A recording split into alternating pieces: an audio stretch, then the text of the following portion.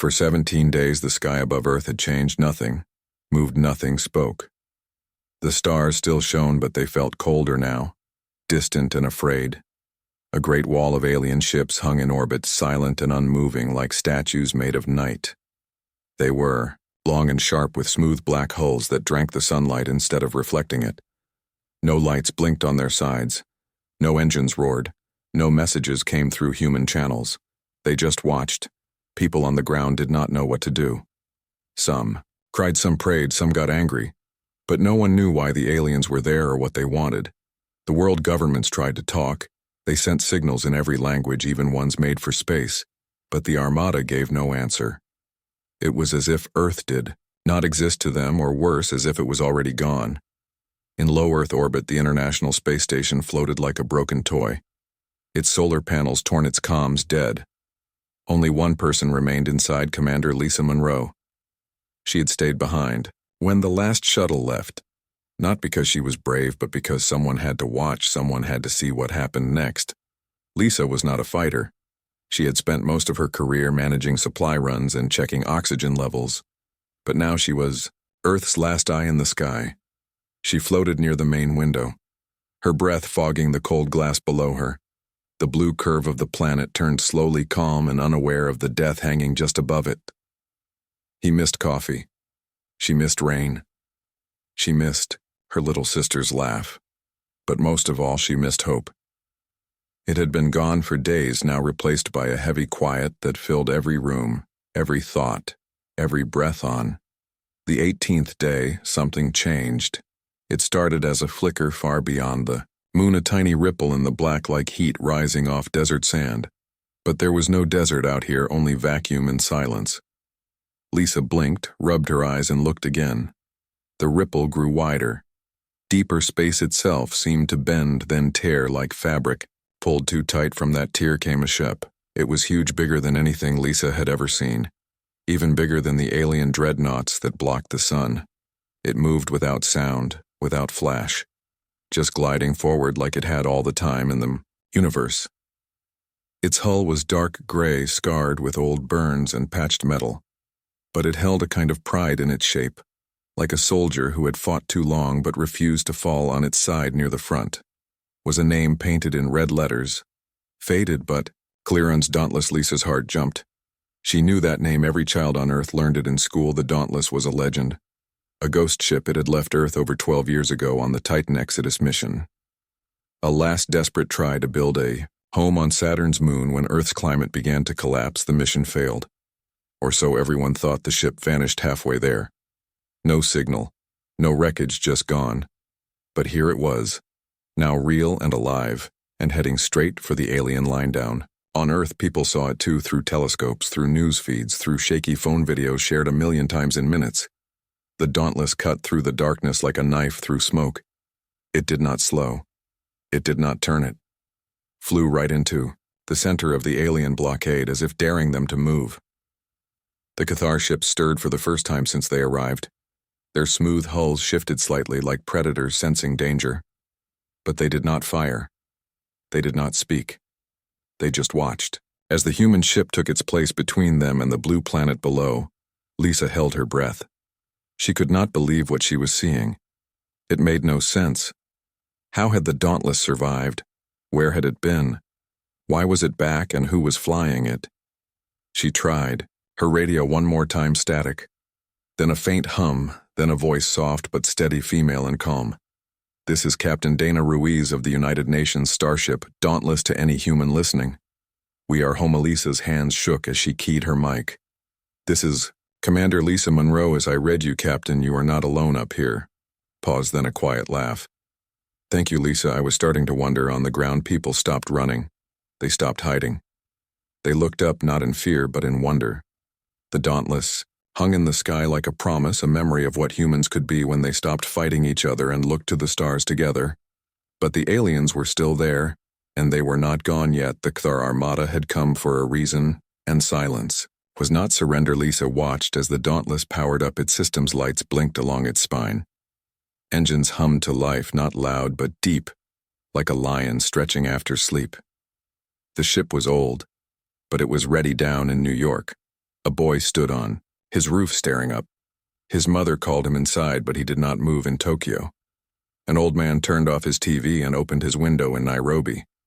A group of students gathered on a hill sharing binoculars in Moscow. A soldier lowered his rifle and looked. To the sky for the first time in weeks, the world felt united not by fear but by something else. Something older and stronger hope. And it had just arrived in a battered gray ship with a red name and a captain who refused to let humanity die alone. Lisa whispered to herself they came back, and far below in every city, town, and village people felt it too. The tide had turned not with a bang, but with a ship that remembered Earth, even when Earth had almost forgotten itself. The Dauntless did not fire, it did not threaten it. Simply stood there between the planet and the void, a wall of human will made steel and fire and stubborn love. The Kither watched, and for the first time they seemed unsure, because they had expected weakness, division, fear. They had not expected this. They had not expected humans to still be here, waiting, watching, ready.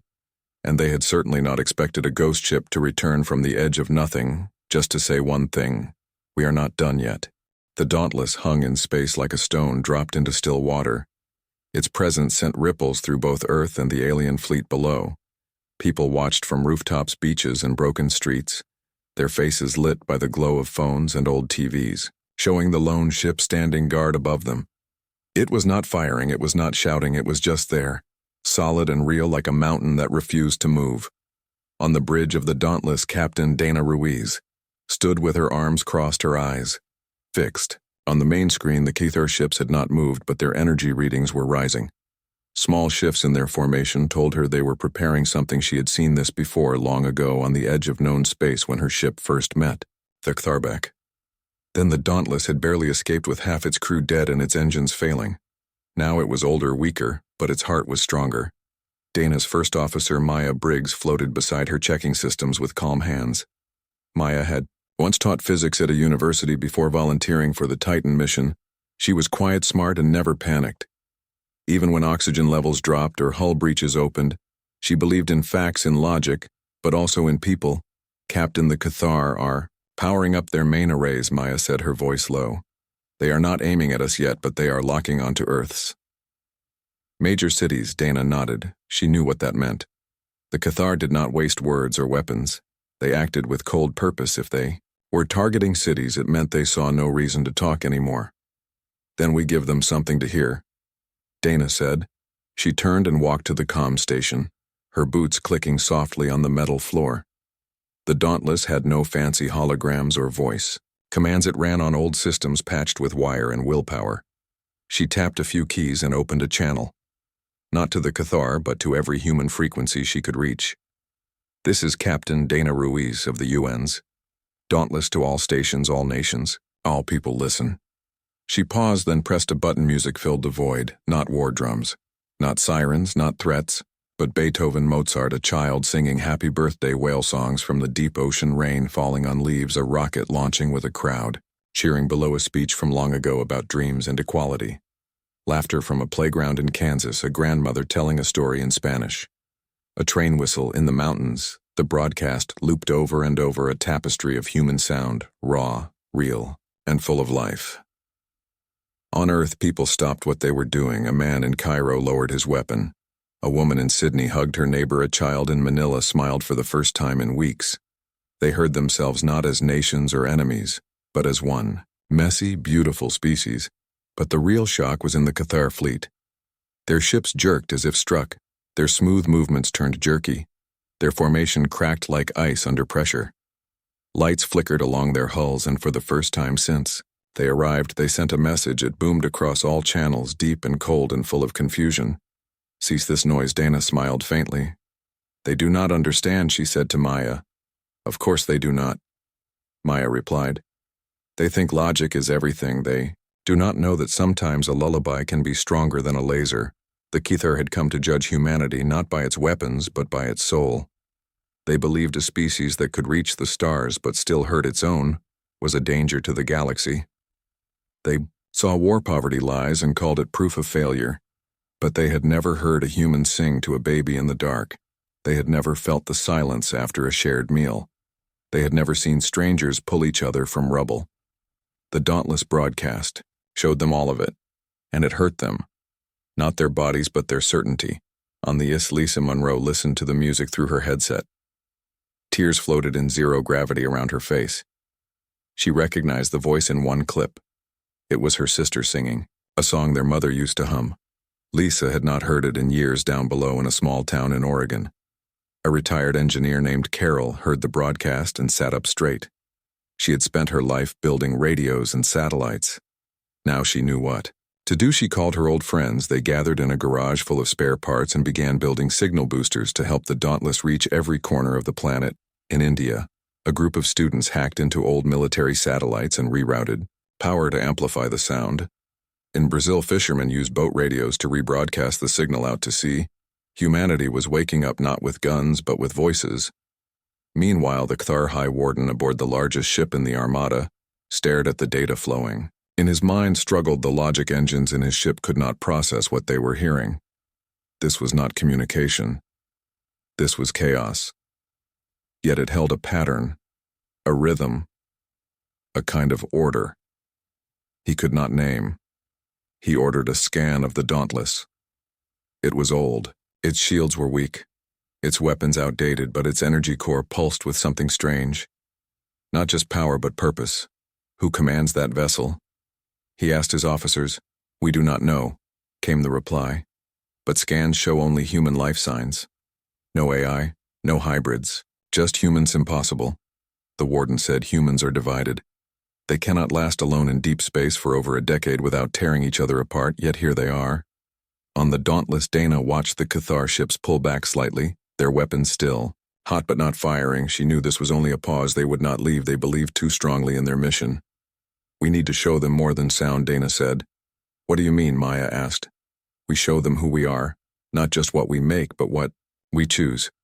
She walked to the main console and pulled up the ship's full log, 12 years of survival.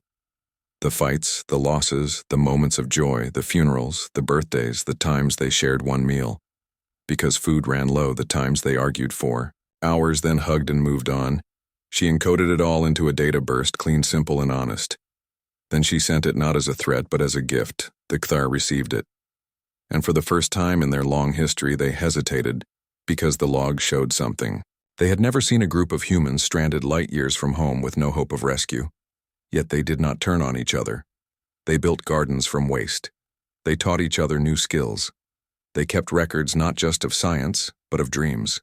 They chose to be kind even when it made no sense, even when it hurt, even when no one was watching. The warden read the logs over and over, his logic circuits strained against a truth. He could not deny these humans were flawed. Yes, but they were trying. They were reaching for something better. Not because they had to, but because they wanted to. On Earth, the music still played. In a refugee camp, a boy shared his bread with a stranger. In a hospital, a nurse stayed past her shift to hold an old man's hand. In a quiet village, a girl looked up at the sky and whispered, "Thank you." The Dauntless had not fired a single shot, but it had already changed everything. Dana leaned back in her chair, tired but calm. She had not expected to return to Earth. She had accepted that she and her crew might die alone in the dark. But now they were home and Earth was listening. Maya floated beside her. You think they understand now?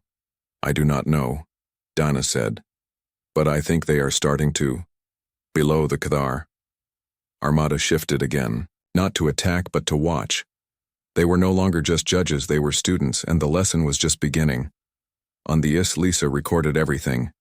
Her hands steady now, her voice clear. She knew the world would need this story later. The story of how a broken ship and a song saved them not by force but by truth. The Dauntless stood guard silent once more. But its message echoed across the planet and into the stars. We are messy, we are loud, we make mistakes, but we are here, and we are human. The Cathar did not understand humans, but they were starting to fear them. Not because of weapons, but because of something deeper. Something they could not measure with sensors or explain with logic. Humans changed. They grew. They forgave. They built, again after falling apart. And that made no sense to a race that saw the universe as fixed and final, after the Dauntless sent its logs and music. The Cathar pulled back their ships just enough to create space, but not enough to leave. They watched, studied, waited. Their silence was no longer empty. It was full of questions. On Earth, people felt it too. The fear had not gone, but it had changed. It was mixed now with pride, with purpose, with a strange new feeling, like they were part of something bigger than their cities or countries. In Chicago, a group of teenagers used old car batteries and scrap metal to build power cells for hospitals in Tokyo. Engineers shared blueprints online for water purifiers in Nairobi. Doctors taught first aid over radio waves to villages cut off from help. It was not perfect, it was messy and slow, but it was happening and it was human on. The dauntless Captain Dana Ruiz knew this. Calm would not last. The Cathar were not fools. They had come with a mission, and they would not leave until it was done one way or another. She stood on the bridge looking at the main screen. The alien ships were repositioning, forming a tighter ring around Earth like a noose being slowly pulled.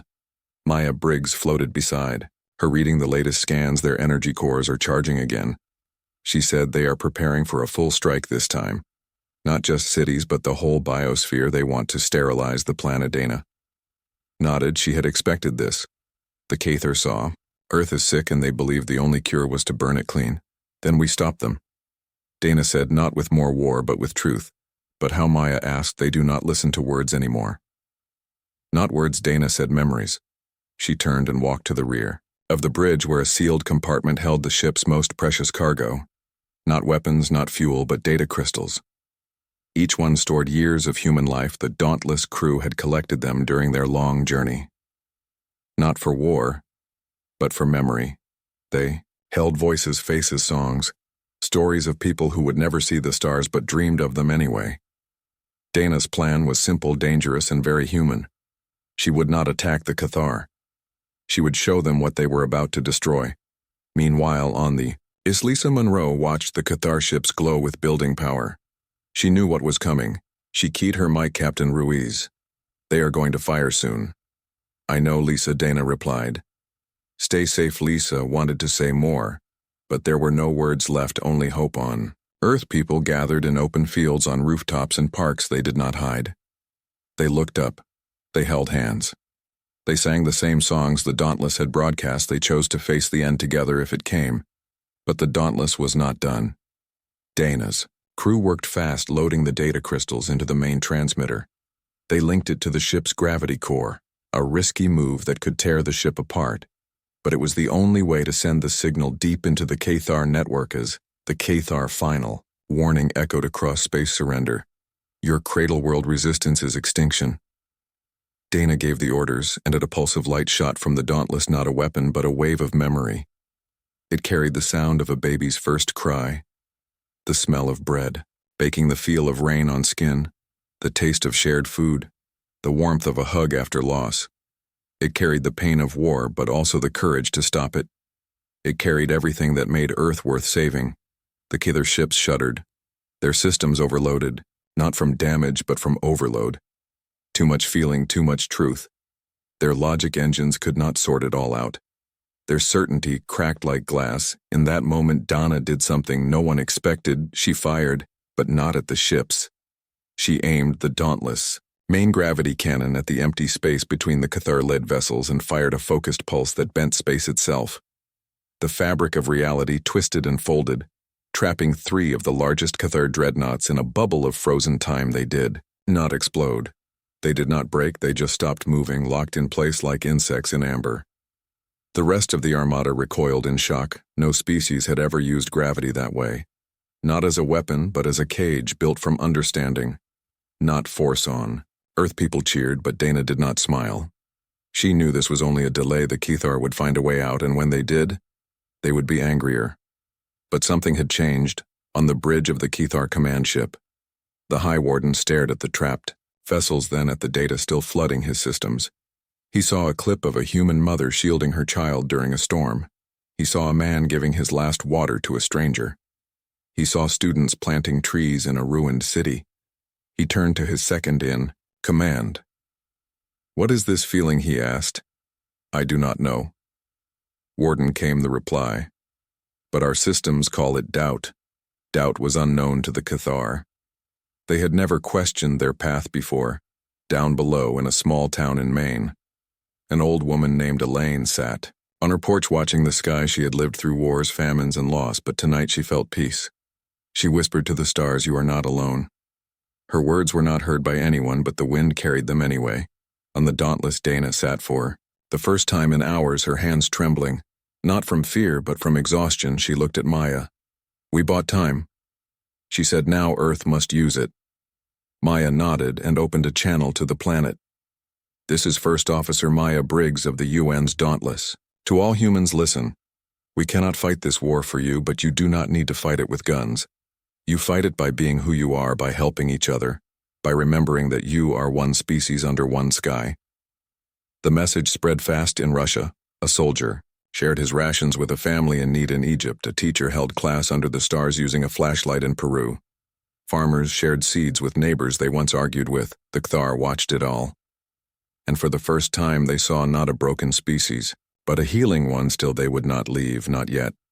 Their belief was too deep, their mission too old, but the seed of doubt had been planted, and it was growing. On the Lisa recorded every second. She knew this was history. Not just for Earth, but for the galaxy. Humanity was not proving it was strong. It was proving it was worth saving. The Dauntless drifted quietly, its hull scarred, its power low, but its spirit unbroken. Dana's voice came over the comms. "One last time to Earth, to the Kthar. To anyone listening, we are not perfect, we make mistakes, we hurt each other, but we also heal. We also rise, we also try again. That is what it means to be human, and that is why you will not take our home." The Kthar Armada glowed once more, but this time, it was not with weapons, it was with thought, with conflict within themselves. The battle was no longer in space. It was in their minds. And for the first time, humans had a chance not to win a war, but to change a heart even if it was not their own. The Kthar did not fire again. Not right away. They held their position like statues carved from shadow. But inside their ships, something was breaking their certainty. The belief that humanity was a mistake was cracking under the weight of what they had seen and heard. And Earth people did not wait for orders. They acted without leaders, without flags, without borders. They shared food, water, medicine, and hope. A baker in Oslo sent plans for solar ovens made from old car parts. A teenager in Nairobi used a broken laptop and a satellite dish to key their signal patterns and sent the data to the Dauntless. A retired engineer in Houston built a network of ham radios to keep cities connected when the main grids failed. It was not perfect, it was messy, loud, and full of mistakes, but it was real and it was growing.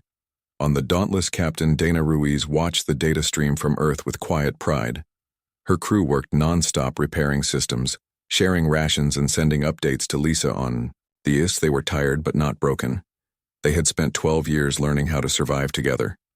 Now they were teaching Earth how to do the same. Maya Briggs floated near the sensor array, her eyes wide. "The Kthar are not just watching anymore," she said. "They are copying." Dana's brow furrowed. "What do you mean, look?" She pointed to the screen. "The Kthar ships are adjusting their comms. They are trying to understand our signals, not to jam them, but to listen." Dana leaned closer. She saw it too. The alien fleet was no longer a wall. It was becoming a mirror reflecting back the chaos and care of humanity. Meanwhile, the Kthar High Warden sat alone in his command chamber.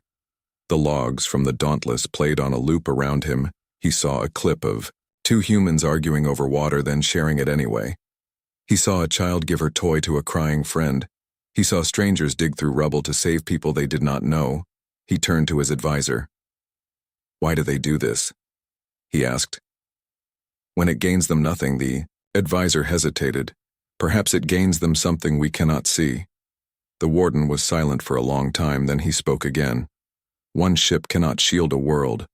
But what if the world shields itself?" The advisor replied, "On Earth." The unity grew stronger, not because of fear, but because of choice. In Cairo, a man opened his home to a family from a different faith. In Seattle, a group of students built a greenhouse on a rooftop to grow food for the block. In Manila, neighbors took turns watching each other's children so parents could work or rest. They were not heroes, they were just people choosing to be kind, and that choice was spreading like light. The Dauntless received thousands of messages, not just data, but voices. A fisherman in Alaska sent a song, His grandfather taught him. A teacher in Ghana sent a poem written by her students. A grandmother in Argentina sent a recipe for bread that had fed her family through hard times. Dana's crew played them all over the ship's speakers, even in the engine room, even in the med bay. They filled the cold metal halls with warmth.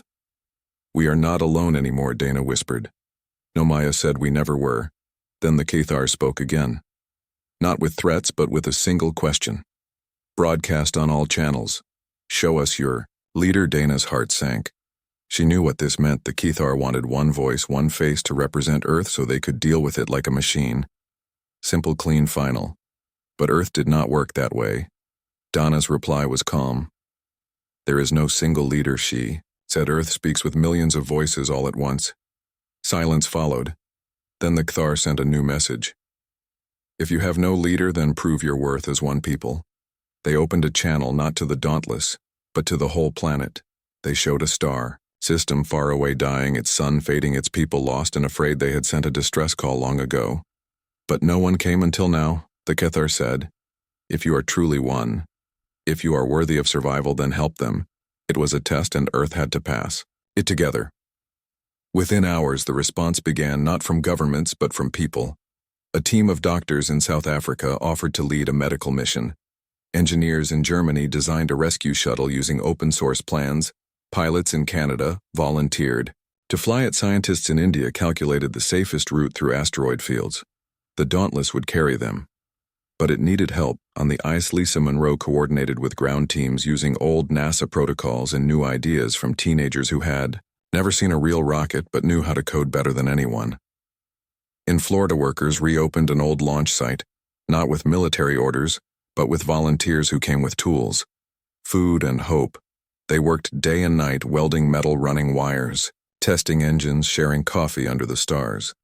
The Dauntless lowered its orbit to meet them, as the rescue ship was loaded with supplies, medicine, and brave souls ready to help strangers light years away. The Cathar watched. They saw humans argue over the best way to pack food, then hug and keep working. They saw a young girl hand a drawing to a pilot. It said, "Come back safe." They saw tears, laughter, and hands joined in purpose. The High Warden turned to his advisor. "What do we do?" The advisor looked at the screen and said softly, "We watch." Because for the first time, the Cathar understood something important. Humanity was not strong because of its weapons or its ships. It was strong because it cared, and caring could not be measured in firepower. As the rescue mission launched from Earth, not with fanfare, but with quiet determination. The Dauntless moved beside it like a guardian. Dana's voice came over the comms to all ships, human and alien. "Today we do not fight, we help." And in that moment, Earth was not a planet under siege. It was a home that reached out, not to conquer, but to help. Cathar Armada did not move. They simply watched as the human ships vanished into the stars, carrying not soldiers but healers, not bombs but bread. And somewhere, deep in their cold logic, a new thought grew. Maybe this species was not a mistake. Maybe it was a miracle, slow, messy, and stubborn, but real and worth watching. The Cathar did not leave right away. They stayed in orbit, watching, waiting, as if they needed more proof that humanity was not what they once believed it to be. But the proof was already everywhere on Earth. People kept helping each other, not because someone told them to, but because it felt right. A man in Jakarta shared his last bottle of clean water with a stranger. A group of kids in Detroit fixed bikes for elders so they could get to food lines. A nurse in Kathmandu walked 10 miles to check on a sick child. The Dauntless floated above it all, quiet now, its weapons cold, its engines resting, but its presence still strong, like a lighthouse in a storm. Captain Dana Ruiz stood on the bridge looking down at the blue planet. She had not slept in days, but she did not feel tired. She felt full, not with food, but with something deeper, pride maybe, or peace. Maya Briggs joined her, holding 2 cups of rehydrated coffee, one for each of them. They sipped in silence, watching clouds drift over Africado. "You think they believe us now?" Maya asked. Dana's eyes stayed on the planet. "I do not know," she said. "But I think they are starting to see us not as a threat, but as a question they cannot answer with logic alone." On the ISIS, Lisa Monroe recorded her final log entry. Her voice steady, her hands calm. "For 17 days we thought we were alone," she said. Then a ship came, not with guns but with music, with memory, with hope. It did not save us. It reminded us how to save ourselves down below. In every city, town, and village, people looked up, not in fear but in wonder.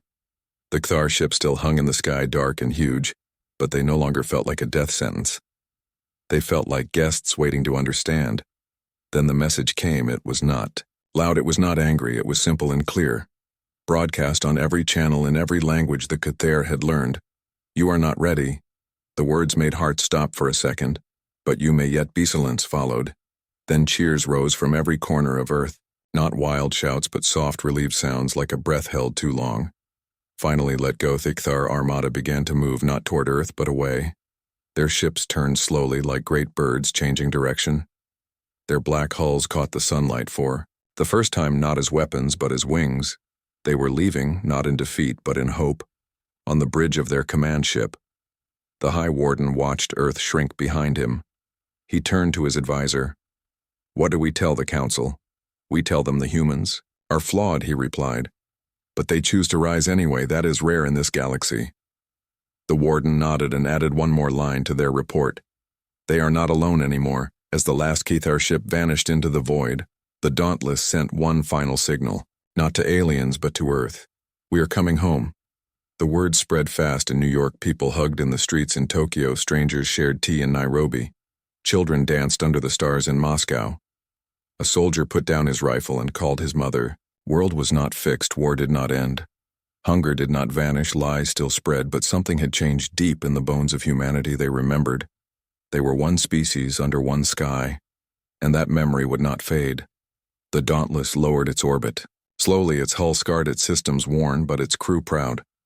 They had been lost for 12 years. Now they were found. And the ground teams prepared for their arrival, not with soldiers, but with doctors, engineers, and families holding signs that said, "Welcome home," in a small town in Oregon. Carol, the retired engineer, stood with her neighbors. They had built a landing pad from scrap metal and old solar panels. It was not fancy, but it was their son. The eyes Lisa watched the Dauntless grow larger in. Her window tears floated around her like tiny stars. She whispered, "Welcome back." Dana's voice came over the comms one last time to all humans. "We did not come to save you. We came to remind you that you were never lost. You were just waiting to remember who you are." "And who are we?" Lisa asked softly. Dana's answer was simple: human. The Dauntless touched down, not with fire but with grace. Its landing struts settling into the makeshift pad like a tired traveler finally reaching home. The ramp lowered slowly, and Dana stepped out first. Her uniform patched, her face lined with years, but her eyes bright. A crowd waited, not shouting, not pushing, just standing together in silence. Then a little girl stepped forward holding a flower she had grown in a tin can. On her windowsill, she handed it to Dana. "Thank you," she said. Dana's voice broke for the first time in years. "You are welcome," she said. "But thank you for remembering." Behind her, Maya and the rest of the crew walked down the ramp. Not as heroes, but as family. The Lisa powered down the old station for the last time. She took one last look at Earth, then boarded the shuttle that would bring her home too. As the sun rose over the horizon, painting the sky in gold and pink, the world felt new. Not because the aliens left, but because humans chose each other. The Dauntless would be repaired, studied, and honored. But its real gift was not its ship or its weapons. It was the truth it carried, that humanity was worth saving. Not because it was perfect, but because it tried. In the days that followed, people did not go back to how things were. They built something new. Schools taught cooperation along with math. Hospitals shared supplies across borders. Farmers planted seeds in land once used for war. It was not easy. It was slow and hard, but they kept going because they remembered. And above them, in the quiet sky, the stars no longer felt cold. They felt like home. The end.